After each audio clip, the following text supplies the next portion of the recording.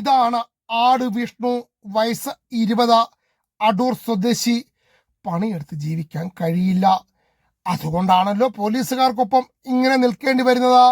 സംഭവം എന്താണെന്ന് വെച്ചാൽ ഈ മാസം 3-ാം തീയതി പാലക്കാട് ജംഗ്ഷനിൽ നിന്നും രാമേശ്വരത്തേക്ക് പോകുകയായിരുന്ന അമൃത എക്സ്പ്രസ് ട്രെയിനിൽ യാത്ര ചെയ്യുകയായിരുന്ന യാത്രക്കാരിയുടെ ഫോൺ മോഷ്ടിച്ചു. പുലർച്ചെ ഉറങ്ങുമ്പോൾ തലക്കടിയിൽ സൂക്ഷിച്ചിരുന്ന ബാഗിൽ നിന്നുമാണ് മൊബൈൽ ഫോൺ മോഷ്ടിച്ചത്. അതേ കോച്ചിൽ യാത്ര ചെയ്യായിരുന്ന മറ്റൊരു യാത്രക്കാരിയുടെ ബാഗും മോഷ്ടിച്ചു. കൂടുതൽ പരിശോധനയിൽ ബാഗ് ഉപേക്ഷിക്കപ്പെട്ട നിലയിൽ കണ്ടെത്തിയെങ്കിലും അതിനകത്തുണ്ടായിരുന്ന 6 പവൻ സ്വർണ്ണാഭരണങ്ങൾ കണ്ടില്ല.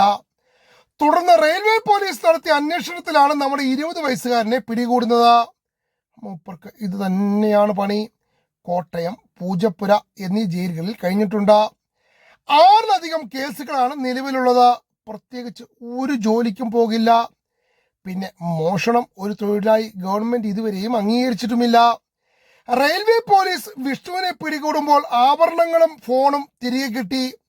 ഒപ്പം ഒരു ലാപ്ടോപ്പും മറ്റൊരു ഫോണും. ഇതാരുടേതാണെന്ന് വിഷ്ണുവിനും അറിയില്ല.